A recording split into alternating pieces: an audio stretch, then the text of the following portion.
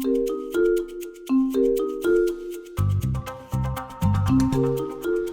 afternoon and welcome. My name is Manish Wadhwa. I'm the founder of Humanity in Business. Thank you for joining us this afternoon. This is part number 7 of our series on leadership and uncertainty. It's been an awesome couple of sessions we've had so far. Really interesting. Learned a lot and really grateful for all the past presenters and really grateful for Gail for joining us. Before we launch into our conversation today, just quickly about Humanity in Business. Humanity in Business was started 7 years ago, and we're all about leadership. What does great leadership look like? And we tell stories of great leaders who are driven by values and purpose. And I'm really passionate about sharing their stories, as well as sharing stories of thought leaders who work with great leaders and understanding what does it take to really create great leaders in this environment, particularly with so much uncertainty going on. Everybody talks about uncertainty, and that's been really the inspiration behind the series to look at what are the different strategies that we can use to be able to deal with the uncertainty we are facing in this COVID times. We're also working in collaboration with Communiteer, which is an online skill volunteering platform. Communiteer is very much about helping organizations report on their skill volunteering activities, and so that they can align themselves better with the United Nations Sustainable Development Goals. So we're working in collaboration on these series to help not only the corporate sector, but also the not-for-profit sector. So without further ado, I'd like to welcome our next presenter, which is Gail Hardy. Welcome, Gail. Thanks for joining us. Thank you. So Gail is an expert in leadership, and she's been working with leaders in particularly based in Melbourne, but also in Sydney. Had a meeting with her, a couple of years or 2 years ago now when we caught up, and was really inspired by her work and the work she's doing with senior leaders in corporations. So I invited her to share her perspective on dealing with ambiguity. So, Gail, love to hear your story. Welcome again, and I'd love to hear your perspective on, first of all, your story in terms of your journey around getting to here, and also tell us a bit more about yourself, but also then tell us what ambiguity really is. So please, welcome. Thanks, Manish. Thank you. It's such a joy to be here, and great after this period of time to reconnect and be in the space of talking about this topic. It is really timely, and if we think about our history, Global Leadership Foundation was formed in 2003. The co-founder Malcolm Lazenby and I both came from the private sector, and we could see the potential that was developing at that time to really start to focus on what we now call vertical development. At that time, leaders were really busily doing, how do I give feedback, how do I deal with difficult people, how do I communicate effectively, and lots of big skills being developed. But what we also noticed at the same time was there wasn't a lot of ability to apply it, or when they applied it, it sort of failed. And we started to realise that if we're going to really be in the field of leadership development, we needed to focus on how the leader interacted, how the leader engaged, not just with others, but with themselves, and really looked into what really drove them, what motivated them, what gave them the impact that they had, how do they know that they're effective. On top of all of that, we were very clear that if the globe was to be a better place to be, we needed to raise what we call the emotional health levels of the planet. So that vertical development, making conscious choices, a healthy state of well-being, mindful practices. How do we start to bring that into the world of leadership? Since 2003, we work now with 30 fellows across the globe. So our work is truly global, and we all work on projects that are definitely focused on raising the emotional health levels of the planet through leaders. So that's a sort of nutshell summary. Yeah, excellent. So just launching into the conversation, around ambiguity. What does it actually mean? I hear the word being bandied out a lot, and I know we talked earlier about how much you hate the VUCA word, but let's just get clear on what is ambiguity versus uncertainty and the other ones. Yeah. So let's deal with ambiguity first, because one of the things we know is that in our world, ambiguity is about perspective. So we often hold particular perspectives, and for some of us, those perspectives can be really strong. And when we're working with leaders, we often find that there's a way that's got them to where they've got to. So their perspective about leadership and how it is and what it needs to be is clear in their mind. And then they come across someone that gives them feedback, that tells them that their leadership is all wrong. Right. And that really, if they only thought about this or this, it could be better. So what happens is the perspective gets confused, and what they thought was working now isn't working, and the ambiguity of, well, it's always been that way and it's always worked for me, but now they're telling me something different. So we end up with multiple perspectives, and trying to deal with multiple perspectives when we're stuck in one of them causes serious ambiguity. Uncertainty can be quite different. I think COVID is a good example of that. It's an uncertain world right now. We don't necessarily know where things will take us. However, that's a little different from ambiguity, which tends to be, I've got a perspective, this is in our interpretation, I've got a perspective, how can I add this perspective to what I'm already doing? It doesn't feel like I can connect the dots. Yeah, interesting. Okay, so that's really, so in terms of, I guess, ambiguity, the key is having different perspectives. That makes a difference from, Absolutely. Yeah, when we're sitting with ambiguity, if we can hold different perspectives, we have a more effective way of engaging in the world. We tend not to be so concerned about, I've got to have the right answer right now. I don't need all of the information. I can deal with this situation without having to know everything. But for many of us, that expectation as a leader that we do know everything has been alive and well for a very long time. So there's a lot to start to change, helping leaders understand that being vulnerable is okay, to not know everything is okay, to sit with both and rather than either or is okay. And that can be really tough. Really tough. Absolutely. Okay. So in terms of the actual ambiguity, what would you suggest are some of the key ways in which we can deal with it? What are you proposing, so to speak? Yeah, there are a few frames that really help. The first one is we need to know what causes us to feel uncomfortable in ambiguity. So when we know more about ourselves and what impacts us, we have a better understanding of what we can do. So one of our key frames is we talk about being above or below the line. So if I was to just give you an example quickly of someone brakes in front of me in a car, the first thing I'll do, of course, is hopefully put my foot on the brake. Yep. But depending on what I know about myself, the next thing I can do is simply react. Finger in the air, hand on the horn, shouting. And I simply did not think in that moment. All I did was react. And when I react, any form of making a choice or sitting in that space and doing things differently is not there.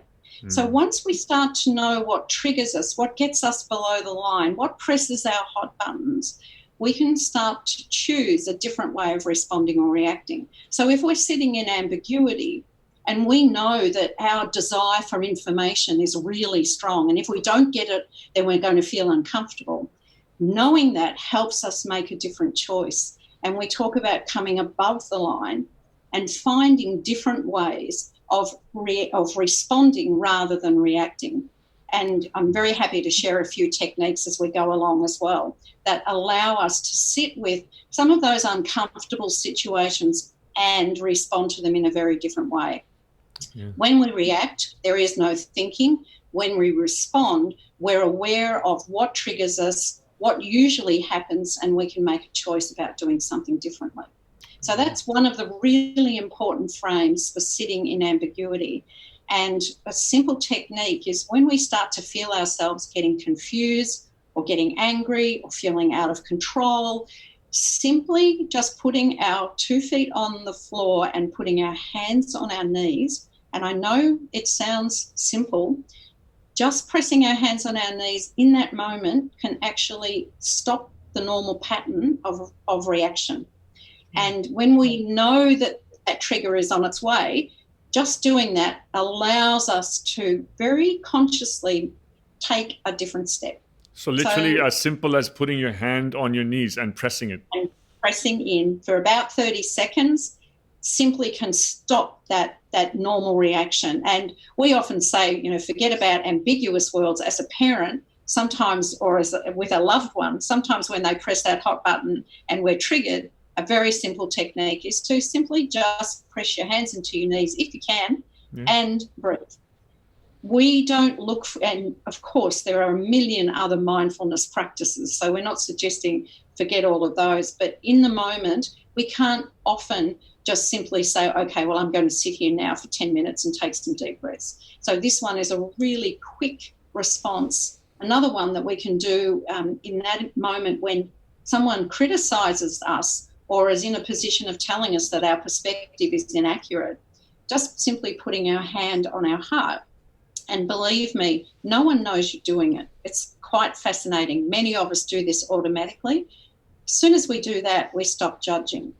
So we're looking in the moment with leaders in ambiguous situations for simple techniques that just bring them back to what we call presence, bring them back to the moment, bring them back into the space where they can hold more perspective than normal, because that's what we interesting. need. It was actually, we had a conversation earlier with one of the previous speakers, Jesus, who was talking about the same thing, the action of putting your hand on your heart to help connect to intuition and to be able to become more present and right now, so that you're not too up in your head to be totally confused or reactive, and to listen to your intuition. Another way to do that is put your hand on your heart, where it allows you to help with decision making to be more intuitive versus from a place of actual fear or wherever that comes from.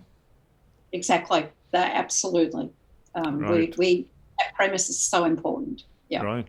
So tell us about the other aspects of dealing with ambiguity around. I think you mentioned that there's some other areas that we need to focus on as well. So when we're above the line, one of the things we know is that there's more opportunity to connect to what we call the three centres. Right. And all of us will know these centres, the body, the heart and the head. So the work that around intuition that you were talking about, we absolutely do that in terms of connecting to the heart. We define instinct as different from intuition. So instinct is a sense of self. Right. So what we know from a body centre, it's generally the centre of action. It's the centre of doing things. It's the centre of making things happen. And that sensing, trusting our gut, particularly in ambiguous situations, is one of the best things that we can do. So bringing intuition and instinct together can really help in ambiguity. But what we all know is that we tend to, if we're not comfortable in our gut, we'll rationalise it away with logical thinking. And everyone, we've got people that tell us this all the time, I should have trusted my gut. And in ambiguous situations, that initial sense of self and what's going on in your body is a great guide to what you can do next. Right. However, we tend not to trust it if our head is strong. So how do we bring a more balanced approach to situations? So when we're talking about the body, understanding instinctually what's working, we're in the heart, understanding intuition and our connection to others and how we continue to build those relationships so that we're using the data from others' experiences as well as our own. And then what we talk about with the head, when both of those are operating, we get these aha moments. We get wisdom that doesn't come from problem solving. It's usually when the problem's too complex or big, we park it, we go for a walk around the block, we do some gardening, and suddenly, bingo, there's the answer. And we know that's when insight's operating. So it's a bit like seeing the head as the computer, and while we might leave the computer and go and do something else, the process is still working. Yeah, right. And ultimately, if we are more connected with the other two centres, insight comes, so wisdom comes. And in an ambiguous world, having that wisdom is a really powerful tool for moving forward.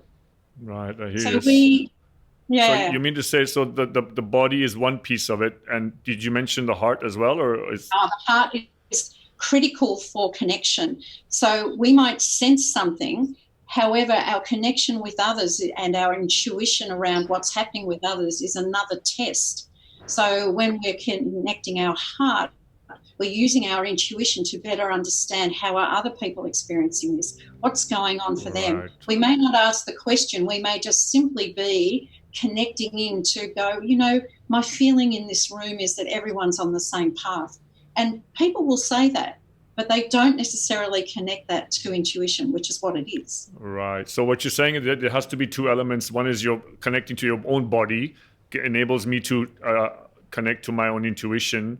And then the heart is about connecting to others, so understanding what's happening around the room with other people, and then you combine the two to be able to come to a place of decision making. What this does, you need the third center as well, but what it does is it calms the busy mind. So when we bring our body and our heart into the equation, the busy mind tends to calm down and the insightful mind arrives.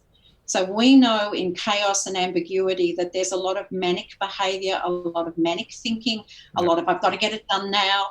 Whereas if we can bring all three centres into alignment, the outcome, the decision, the conversation changes quite dramatically. There are three questions that we use to help that. So people go, well, that's easy to say, but how do I bring the three centres together? So there are three questions that really help. In a really ambiguous situation, working with senior teams, we'll put the problem in the middle of the table, and then the three questions that we'll ask are, as a team, right now, around this situation or this particular issue, what do you deeply need? Right. It's very different from asking the question, what do you need? Like, what do you need? When you say, what do you deeply need, the research tells us we actually click in another part of the brain to help answer that question. So we start to call on our wisdom and our memory. And it's not just the frontal cortex operating. So when we use the word deeply, we're literally engaging the brain in a different question. So what do we deeply need right now? That's the gut, the body. Then the next question is, what are we truly feeling here? So if we say, so what are you feeling? It's a bit like, I sort of really don't care about your answer. When I say, what are you truly feeling? Then what are we truly feeling here as a team? We get expression that is very different from just asking the question, what do you feel? Right. And then to top it all off, and this is, I think, for me, for those of us who have strong head centres, I can say to you, so Manish, what do you think? But as soon as I say, Manish, what do you really think? There's a very different answer. Yeah, right. So when we want to bring the three centres into the equation of dealing with a complex situation or dealing with ambiguous perspectives, those three questions really help bring us into a grounded presence. Not suggesting that's the only way to presence, and frankly, if that's all we did, we wouldn't get there. Sure. But the important thing is these three questions are powerful tools for helping us sit in ambiguity and use all three centres. Interesting. So what would happen if, say, one of them is, you probably know the answer, but what one of them is missing, what kind of decision would be made or not be made? I mean, is there a way to ascertain that? Yeah. I'll give you a couple of really important examples of this, because most of us don't function with all three centres together. Correct. So if we're sitting just on the line or just below it, in our world, as we measure leadership emotional health levels, most of the leadership populations we're dealing with sit just on that line and are just a little bit below it, which means that one of the centres isn't connected well. So, for instance, in my case, to give you an example, I'm really good at thinking forward. So my head is always anticipating, looking out, what can I do now? Where can we go? Great idea. And then I make it happen. And then suddenly somewhere one of the team will go, Gail, hello, remember us? So what happens is that we consciously need to reconnect with the centre that gets what we call scrambled. So I'm a think doer, like thinking, doing. The important part of my world and my development, and I'm not alone in this as a leader, is to then really connect with, well, what are other people experiencing right now? How are they seeing what I'm seeing? How do I engage them in my thinking? How do I ensure that I have their perspectives? So it's about how do I connect with others. Right. The other one I've used already is that gut feel tells me don't go there, and rational head goes, don't be ridiculous. Of course, the rules tell you, or the data says, or the information you have. And so I logically or rationally take away that gut feel and then generally regret the decision. Yeah, and I think that's a lot of leaders have told me as well that the best decisions they've ever made is their gut-based feelings. So that's probably been the most powerful. Absolutely. So that once we know the centre that's a bit scrambled or disconnected, we can then build practices. That's the important thing. We don't get there. We don't move up the emotional health levels. We do not get to presence by thinking. Yeah. We need mindful practices, and we need to be in an enhanced state of well-being. So we need to work with the body and the heart as well as the head. So this is not about thinking your way to presence. Yeah. In ambiguity, we need to be completely present, and that means bringing all three centres, and that's what we would call mindful practice, somatic experiences, things that you just don't read in books. Yeah, and one of the things, again, we talked about earlier in one of the sessions was the importance of creativity and doing fun things to help us more, and even physical activities to really connect to our body and to a sense of fun and experience and adventure to then stimulate that connection to heart and to gut to be able to help with decision making. There's a great little practice. One of the tools and techniques we talk about is moving from either or to both and. And we work with improvisation and playback theatre people as well. And one of the great techniques they use is how you and I can never build a tent. So we're going to go camping, we're going to put a tent up. We can never do it if we start with yes, but. So if I say to you, Manish, let's put a tent up, and the first thing you go is, yes, but it's raining and I don't like it. And then I answer with, yes, but we really said we were going to go camping. Then what happens is in the end, we never build a tent. We never get it up. As soon as we start the sentence with yes and, we have a completely different perspective. So, Manish, let's put a tent up. And you answer with yes, and look, there's a great place over there by the river. And I go, yeah, and we can put the 2 chairs out by the bank. So what happens is we completely change the perspective. And it's a really valid way of having fun at the same time as helping people see how destructive yes, but can be, particularly in complex or ambiguous situations. Yeah, I hear you. There's a question there from Zara, and she's asking, is there a way to distinguish good gut feel from our own emotional baggage and scarring or fears? How often we can make a mistake, the former, when it's actually the latter. So how do you distinguish between the two?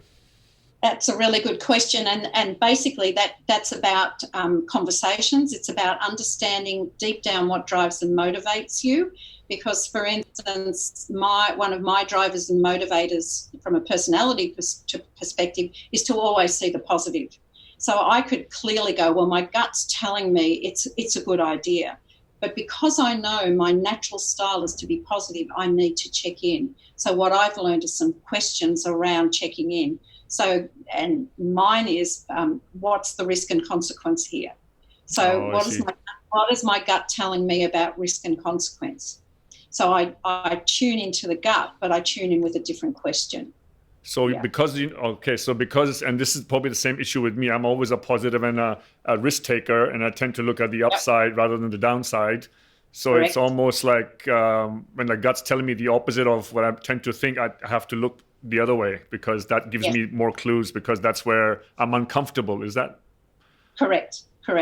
So we have to turn the question around. So rather than go, oh, my gut's saying go for it, my natural style is to go for it. So let's try another question with the gut. So right now, what are the risks and consequences here? What's the really deep risk here that could happen if I go down this path? So we have to truly turn the question around. But that means we have to know what our natural propensity is, what our natural way of engaging in the world is, what drives and motivates us. It's important to understand that. And many leaders tend not to ask that of themselves, nor understand the impact of that. So if I was always positive impact, if I was always talking positively, particularly in an ambiguous environment, people just go, oh, she's just in la-la land, or it's, her Pollyanna, here it is again. Yep. So as leaders, we have to be very conscious of what our our drives are in order to understand that they really do influence the way we engage and impact. Yeah, interesting. So I don't know if this is possible, but would you have any examples of a leader who may have used all these three quite effectively, or there was a story? Could you still share a story of some work you've done with any of the leadership teams or any businesses you work with? Sure. So I think that the three questions is a really important one. We were in a situation with a client just pre-COVID, actually, where there was a huge decision to be made about a restructure. Right. And I don't think anyone really knew the consequences of what these next 3 months were going to bring. However, one of the conversations that had to happen around the table was this the right time? Because we were aware that something was happening, but not necessarily, or they were not necessarily aware of the total impact. And there's been real pressure on this organisation from the board to downsize. You know, all of those things that we know happen when we can see that the finances aren't necessarily working. Right. And one of the things that came up in the question, what do you deeply need right now, is it was a very important statement by the CEO who said, I need this organisation to be with us no matter what happens. I need this organisation to continue. So, of course, we deeply need this success. And then he said, but what I'm truly feeling is if we start telling people right now that this organisation is about to change, then this organisation will not be here at the end, you know, whenever the end was. And I think around the table there's a couple of quite, more focused on task than focused on relationship. Yep. And one of them actually said, you know what, I'm never in a position where I want to think about what I'm truly feeling, but what I'm truly feeling right now is I'm scared. And this was the task-oriented person now talking emotionally about their fears. So that at that table that day, we had probably one of the most vulnerable conversations about what do we really want for this organisation. We want it to survive. What do we really want? We really need our people. And what are we going to do? We're not going to be as ruthless as the board has asked us to be. We're going to sit and talk about how scared we're feeling. Wow. That was, and believe me, they're not out of the water yet, but one of the things that happened was they started to look at how do we use these 3 months to truly think through what's possible rather than take the normal step, which is, okay, we've got to cut, we've got to get, increase profit, reduce costs, let's just get rid of people, which would have been the way they'd operated. Yeah, absolutely. So taking a whole new perspective, which previously they thought was not possible, and giving some time to truly go deeper and to really connect to their gut and to shift the conversation beyond the standard conversation. So it gets a new perspective. And that takes work. So believe me, that wasn't about the first time we'd sat with this group. Yeah, of course. We have to be careful here that it isn't simply by asking those 3 questions that we change the world. Yeah. One of the things that I think the biggest gift for me at that table was for the person who is usually the most task-oriented and didn't want to go to any connected with the heart, was to say they were scared. That changed the conversation. Yeah, absolutely. It would have then triggered everybody else to share their perspective as well, because the moment he opens up, others start to open up as well. Exactly. Gave permission. Yep. Interesting. So tell us about the other key aspects of ambiguity in terms of what's also involved. Well, in terms of techniques, one of the things that we also know is that ambiguity requires us to hold multiple perspectives. Right. So there are a couple of really important things to think about with multiple perspectives. One of them, we often talk about being in a glass cube. So if you were in a glass cube right now and there were people all around you, everyone has a different perspective of you. And yet my perspective would be, well, I can see you, I can see your face, you're wearing a scarf, you've got a lighter coloured shirt on, but somebody sitting behind you, and I saw what happened as we were getting ready today, would say, no, Manisha's got, He's got a thing taped on his back. He's sitting in a chair. It's, no, you're all wrong, Gail. And then somebody sitting to your side would have a different perspective as well. So one of the things that we need to be able to do in ambiguity is to hold perspective. So both and rather than either or is a really helpful way of looking at things. We had the gift of being trained by John Whitmore, coaching for performance. And what I loved, one day he said, if you Googled leadership, and at that time I think there might have been 13 million sites, he said you'd nearly have the basis of a model. And so he enabled us to start to gain perspective. A street directory is one model of a suburb, but it doesn't tell you what the smell is like or where the birds are or what the trees look like in autumn. You don't have that perspective. You only have a map of streets. So how do we see the suburb rather than see the street directory? Right. And those perspectives are really important for leaders in an ambiguous world, because I can have my perspective and I'm right, but the person behind you will have their perspective and they're just as right. So how do we hold two rights? How do we hold 4 rights? How do we hold 360 rights? And that really takes strong emotional health. It takes us to a different place of presence. We need to be in a place where we are not judging. We are not holding judgment about opinion or perspective, and that is really hard work. Really hard work. Because we all, like me, I'm telling you now all of these things, and there'll be somebody listening to this that goes, oh, yeah, what? Woo-woo. So we know that happens. It's how we sit with it. How do I deal as a leader with somebody who has a completely different perspective of one of the team members? So let's get into that. I mean, when you're saying there's a team of 10, and there's 10 different perspectives around the room. Yep. And they're all different. Yes. Now what? So the first question is, what is there in common? Right. And you know what? Always, in any perspective, believe me, even if we have the rightest of right and the leftest of left in the room, somewhere in that mix there'll be something in common. Right. But we don't usually go there. We usually go to the arguments about what's different. So it's almost then you got to take the conversation one level deeper to go beyond just the perspective. What's driving that perspective and where is it coming from? Correct. And that means leaders have to know themselves, because once we know what drives us, so you and I with our positive outlooks also need to put the black hat on every now and then. And there's nothing wrong with a black hat. It gives us a new perspective. And frankly, one of the things, I know it's a simple tool, but we actually had one of our team with a board where they all had to put different coloured hats on, De Bono's 6 hats, because there was such commonality in thinking that the board was at huge risk.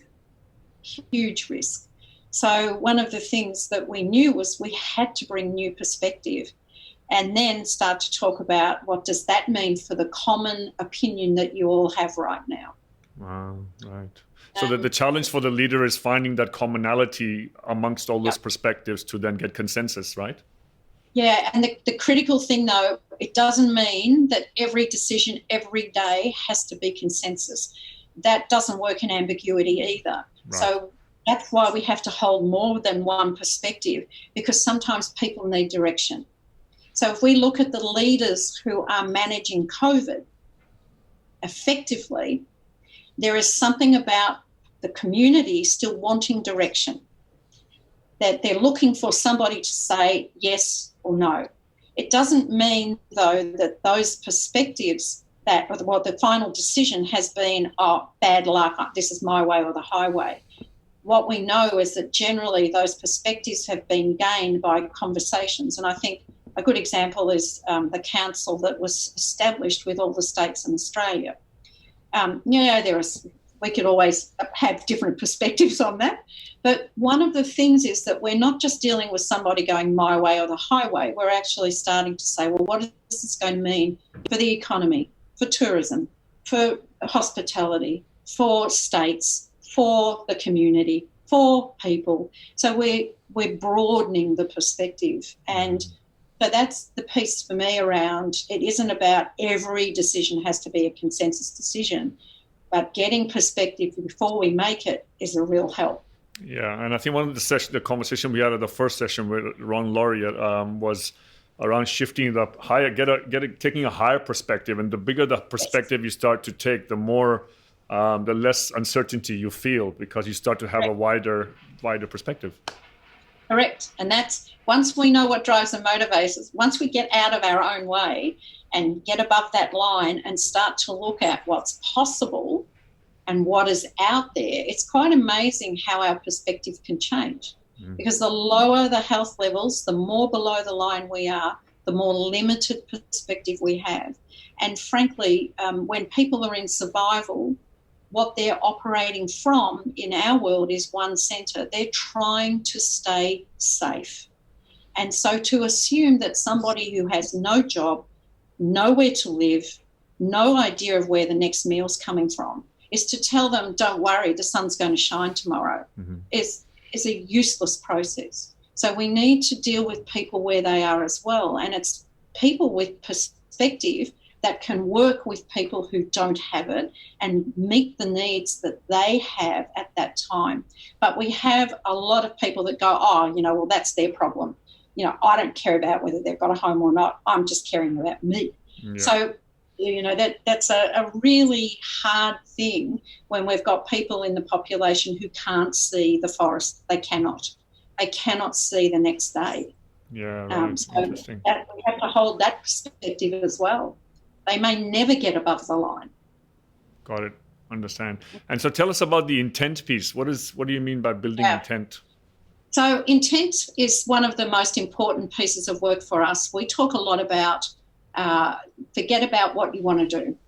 It's about how you want to be. So this calls on you now to think about yourself in a leadership role. In all of this ambiguity, how do I want to show up? Not what I want to do, how do I want to be? Because what we know is that when we talk about qualities, for instance, I want to be calm, I want to be present, I want to be caring, I want to be open to ideas. What that allows us to do is start to look for those characteristics. When we don't talk about how we want to be, and we're just talking about what we want to do now, what happens is we get caught in the doing and we forget about being. So we lose presence and we lose qualities. We talk about putting our qualities out into the field. So as soon as I say, I want to be more calm, I want to be calmer, then what happens is, just like that word that we've never seen before that we then read 30 times over the next day, or the purple car that we thought we were the only one that bought one, we then see 3,000 of. What we're doing is we're enabling the field to hold a different quality. So being calmer means that suddenly, and it happens, you go, oh, that person's really calm. Or if I want to have more perspective, there's a sense of, oh, I've never thought about it like that before. So what happens is in the being, our perspective increases. Yeah. So our work with leaders is, in fact, I've just finished a coaching session this morning, and I said to the person I was coaching, so how do you want to be for the next 3 weeks? And one of the words was empathic. Right. And I sat there and I just looked at this person and I thought how wonderful that they're recognising that's what they'd like to be. And I said, so your task is not to go and try and be empathic, it's to go and look for it. Go and look for empathy. See where you find it. And simply by doing that, you open the brain to a new perspective. So wait a minute, just step back. When you're saying go and find empathy, what do you exactly mean? It'll show up, believe me. So when you know the word empathy and you've described what it feels like and looks like, then the next step is not to try and do it yourself, it's to find it elsewhere, to find it in others, to look for empathy in a conversation or to look for empathy in a team, to look for empathy in the organisation, to look for empathy being expressed in television programs or Netflix. Find characteristics of empathy that you've described in other things. As soon as you do that, you're alerting the brain to the qualities that you would like for yourself. So you're giving yourself the opportunity to see them in action. Then it's easier to practice them. It's very hard to be empathic if you've never experienced empathy. Right, of course, you gotta experience it before you know it. So, in a leadership business situation, what would that look like? Empathy? No, just Wow. as in finding it, like Intent. Intent, yeah. If there's a willingness around a quick story. Yeah, sure. I was coaching a very, very senior leader, very senior in the federal government. And his reputation basically was showing up in the fact that his executive assistants lasted less than a month. Wow. And when I met him, he's a very tall man, and he was so gruff and blunt. And we talked about, he'd been given some feedback, he'd done a 360. And I said, so how do you want to be? If this is the feedback you're getting, how do you want to be? And I have to show you how he did it. He went, I suppose calm. And I went, okay. And he went, peaceful. And you're probably going to want me to say caring as well, aren't you? And that was his response to me. Right. So short story, I asked him to say those words, calm, peaceful and caring, out loud every morning. He looked at me and went, you've got to be kidding. And I said, what do you do each morning? He took the dogs for a walk. So I said, how about when you take the dogs for a walk, you just say that out loud? And he went, yeah, I suppose I can do it in a part of the park where no one will see me. So calm, peaceful and caring. And this is a true story, and I can give you the reference, and he doesn't mind me telling it. 3 weeks later, and I said, all I want you to do now is say those words out loud and look for it. Look for situations of calm. Look for situations of peaceful and caring. Go just observe them. Find them and watch them. When I came back to him 3 weeks later, he hadn't changed dramatically, but I said, so how are you? And he went, well, my dogs are calm. That's gold. That's brilliant. I knew something had happened. So, again, I'm not suggesting this is the only technique. This is one of many. Sure. But what we know is when you're intentionally looking for qualities in others, other situations, other people, it gives you a new vocabulary, a new dictionary of experience, a new dictionary of behaviours. So you can start to see what empathy or caring or confidence or peaceful looks like.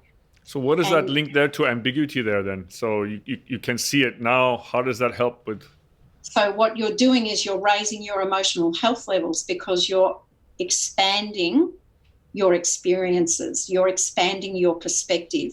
And you said it before, the more we can expand our perspectives, right, the more able we are to deal with ambiguity. Yeah. Right, I hear you. And therefore the uncertainty piece as well in terms of actually being able to... Absolutely. Right.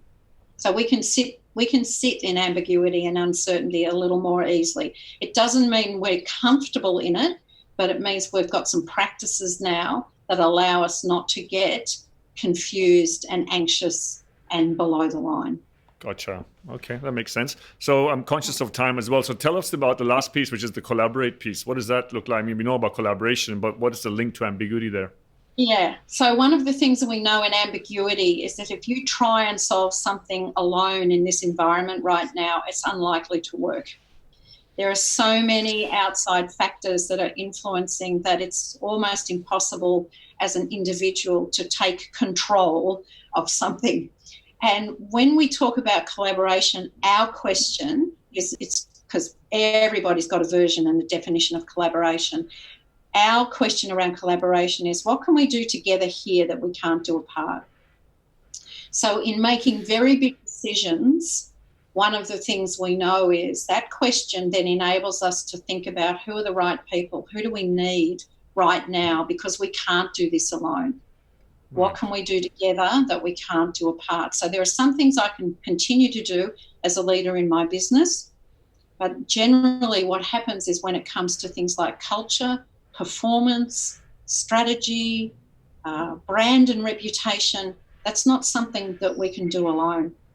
It's really important that we collaborate, because otherwise what happens is we end up, as we have, with a whole bunch of silos with their own culture, their own reputations, their own levels of performance.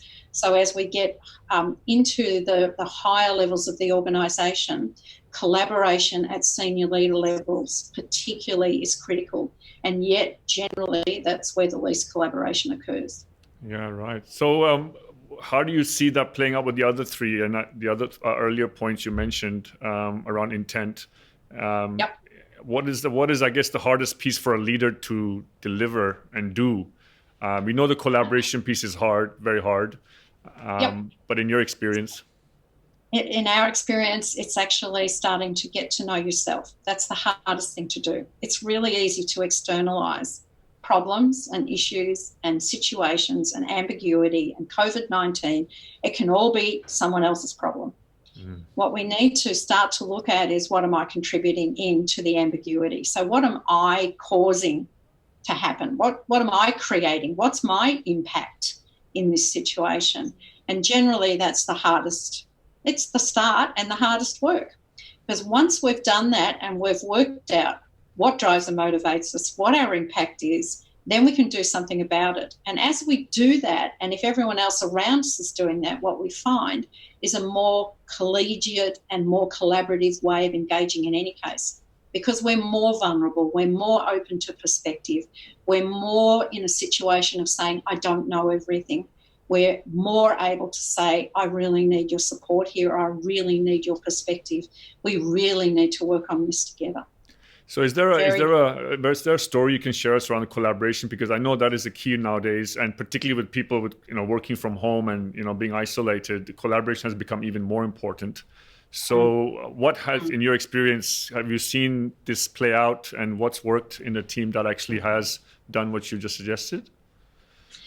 I'd have to say the experience for me of collaboration tends to happen more within community environments or not-for-profit environments. There's something systemically at the moment still in the private and corporate sectors where we're often measured. We're measured by our individual performance. We're getting there, and I'm not suggesting that there aren't organisations that are doing it. Fair enough. However, start to look at, I think for me, what I think we're starting to see is some of the B corporations. So some of the organisations that use their business as a force for good, some of the organisations that are connected into the sustainable UN goals, to conscious capitalism, where there's something more happening than I'm making profit for my business. I'm here for, as global leadership is, for the greater good. As soon as I'm here for the greater good, I'm doing more than looking after myself. I'm now working with others to make this planet a better place. We're raising the emotional health levels of the planet. That's what we're here to do. We simply are doing it through leaders. Yeah. So once we start to talk like that, what we find is that we have very diverse people that just arrive and say, I'm with you. I've been thinking about this for years. So what happens is the collaboration tends to come from an idea that connects others rather than, okay, guys, now we have to collaborate. There's a very different, we've got to collaborate because the boss told us, versus what is it that we want to, for the greater good, what do we want to achieve here? And how can we collectively go about that?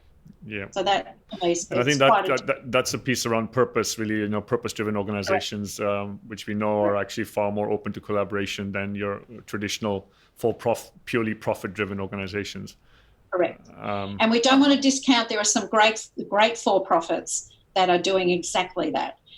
So Patagonia for me is one of the best examples that we can see where, I think there's a gene making company, I'm going to forget, it's something denim. Yes, I've heard of it as well. Yeah.